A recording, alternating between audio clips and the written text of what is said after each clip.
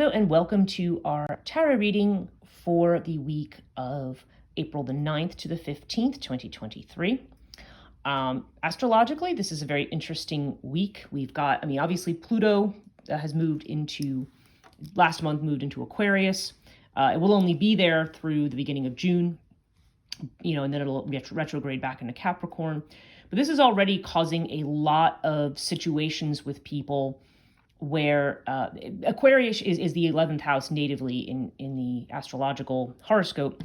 And 11th house has to do with not only our hopes, wishes, our goals for ourselves, but also our networks, institutions that we are involved with, our friends. And this, and Pluto there is really highlighting for a lot of people I've seen, not only clients, but for myself, friends, other people, this is highlighting which friendships or which networks are really benefiting you at this point, which ones might be a drain, which ones might be good to cut loose and let go. There's a lot of this kind of clean out and confrontation that's coming up in this week.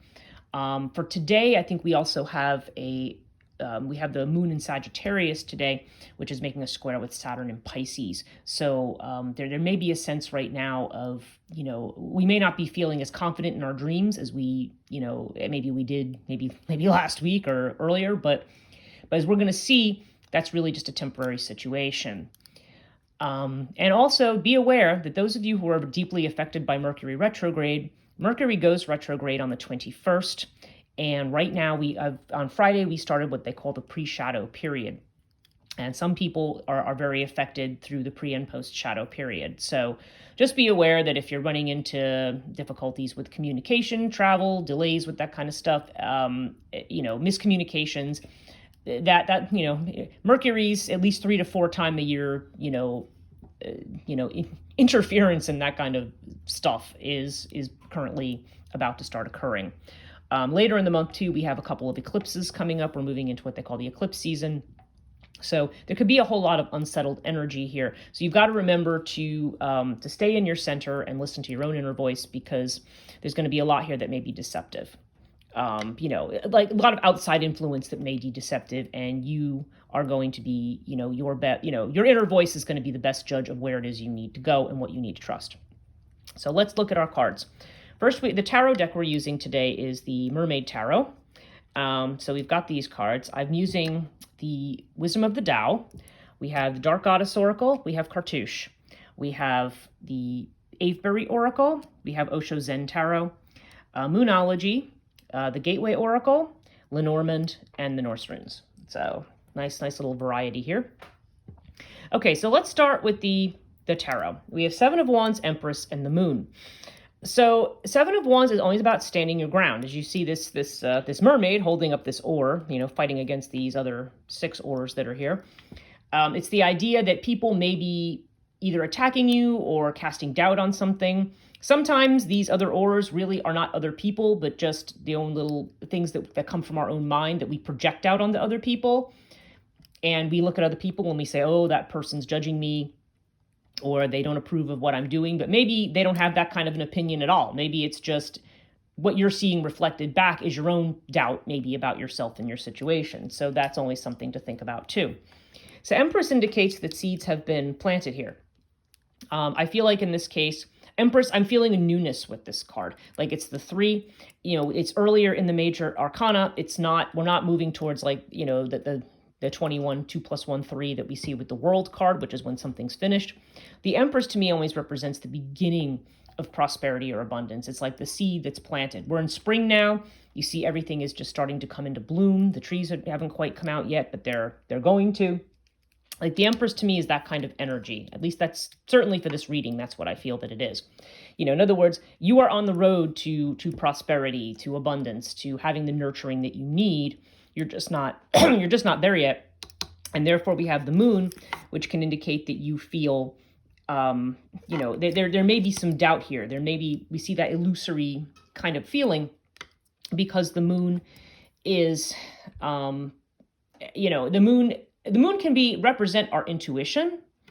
There's very strong, Piscean energy with the Moon, but as we mentioned, Saturn is in Pisces, so this kind of has this feeling of because it can also be, because we cannot see the path clearly, we at the moment, or we know where we're headed to, but we're at a point in the road where we can't quite see, what the next step is or where we're getting to. We may have doubt that we're on the right path.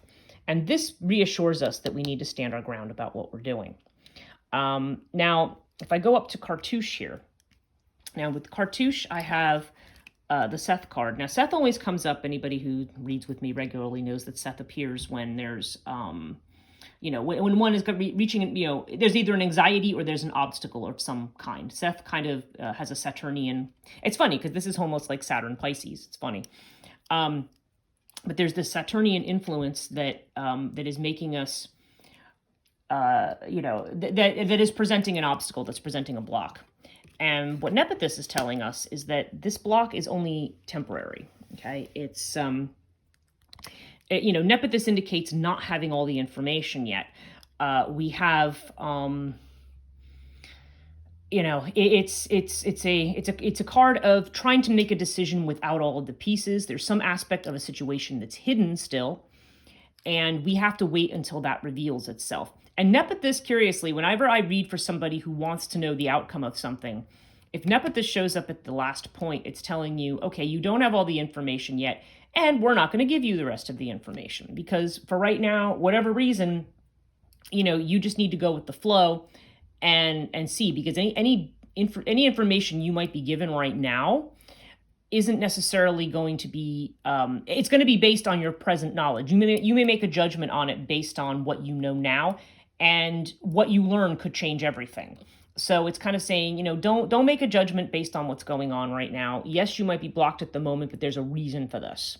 It's because all the pieces haven't come together yet, and they're going to, okay? It's like the Empress here. This is something that's growing. We don't see the fruits yet, but we're getting there. So there's a sense of needing to be patient because you don't have all the information.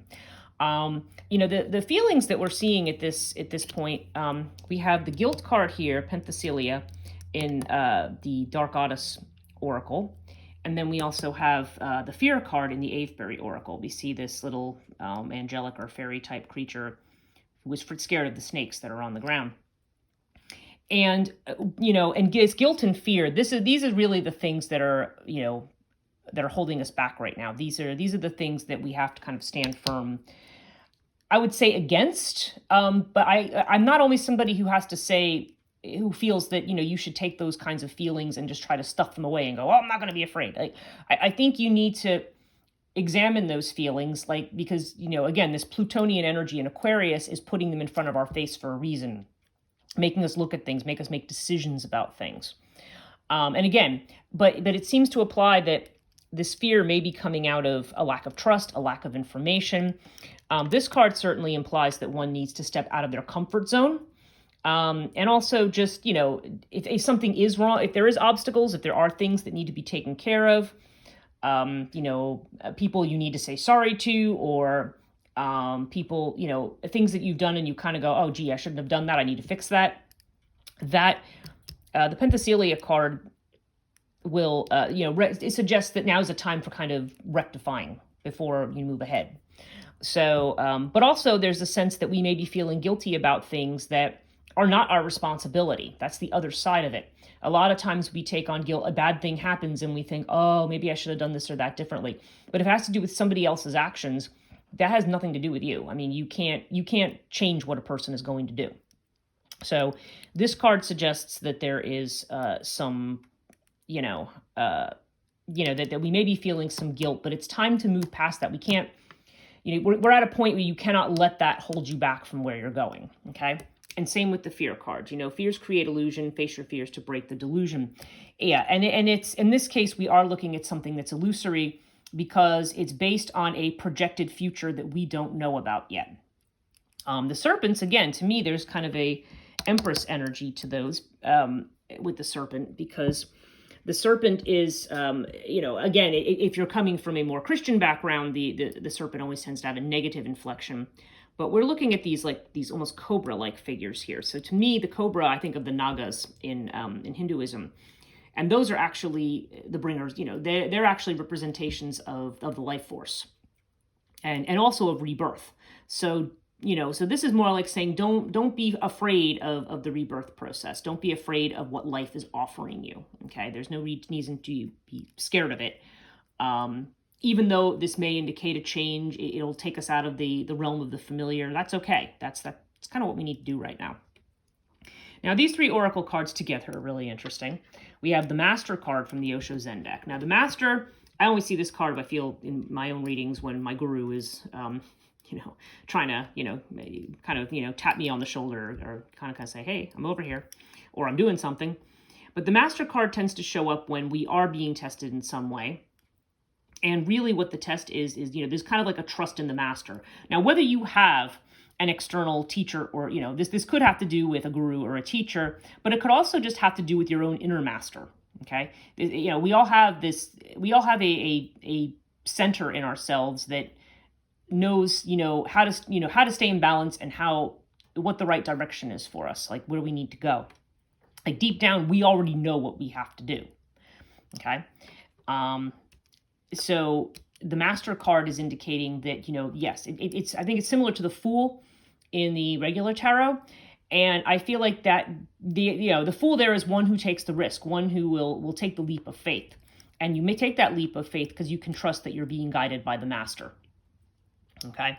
So there is guidance, whether this is an actual guru, whether it could be ancestral guides, could be a lot of things. But there's definitely a sense of somebody guiding you in the right direction.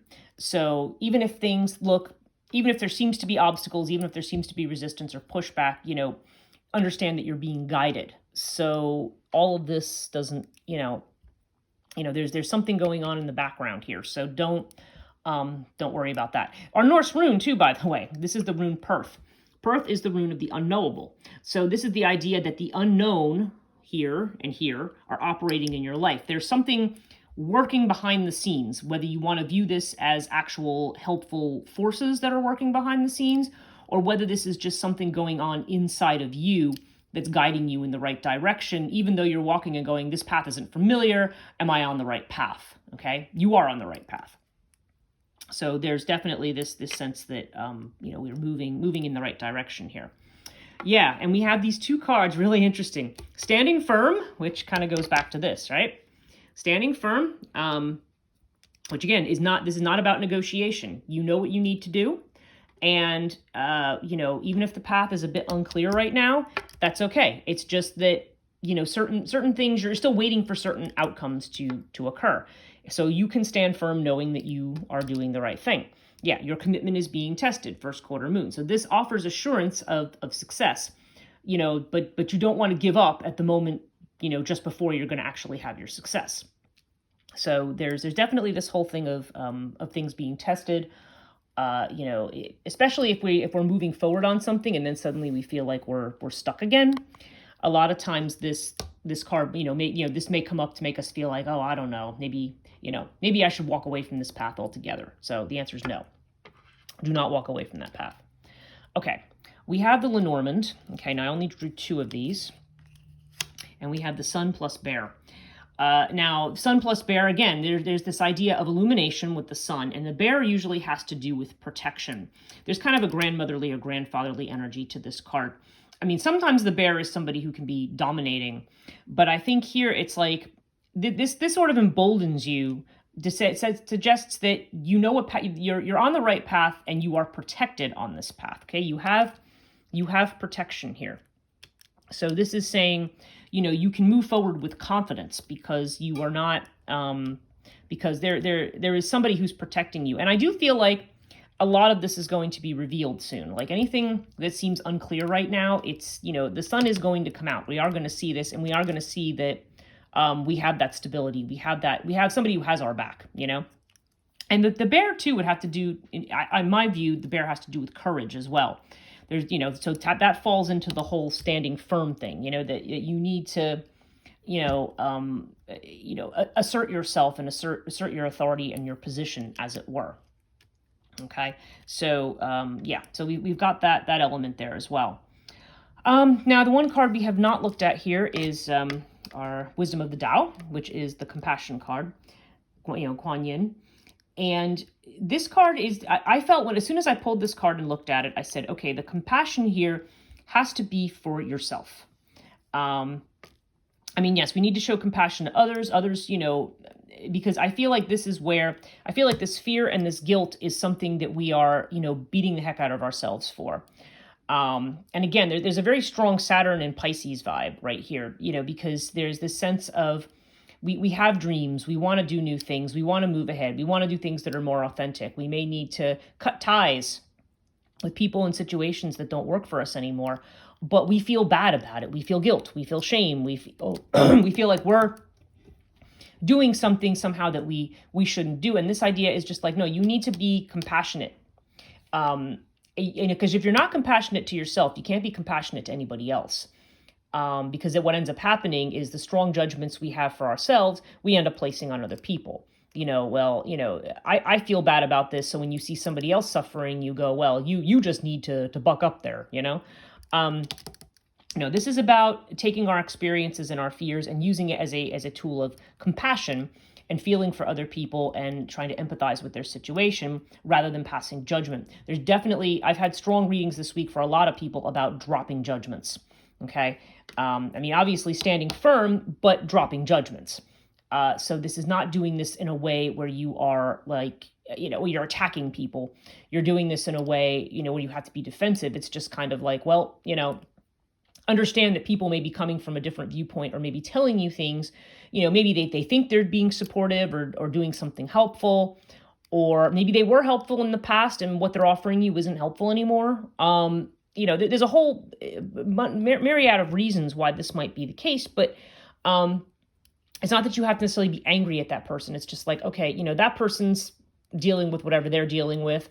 We need to take responsibility for when we may be projecting things onto people that are not about, judgments that maybe they don't have that we just think that they have.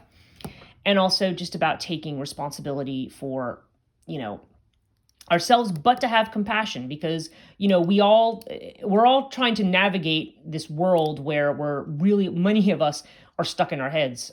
Eight of Swords has come up a lot this week in readings for other people and for myself. And, I've seen this. And so it's this idea, this energy of, we get ourselves all tied up in knots and in a prison of our own making because, this is such a normal human condition in this culture.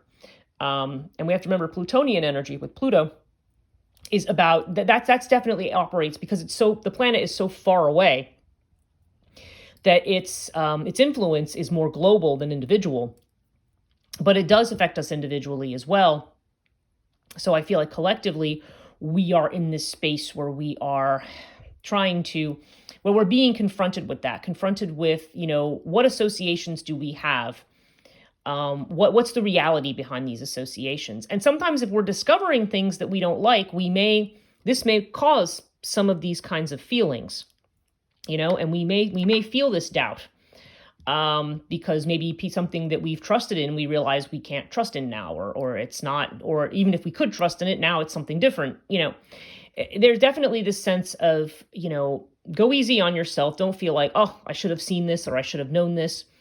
There's definitely just this sense of needing to release these kinds of feelings, to have compassion, and to know that you are on the right track, to stand firm, to be confident in what you know is to be true, and to recognize, too, that the unknowable is in operation in your life.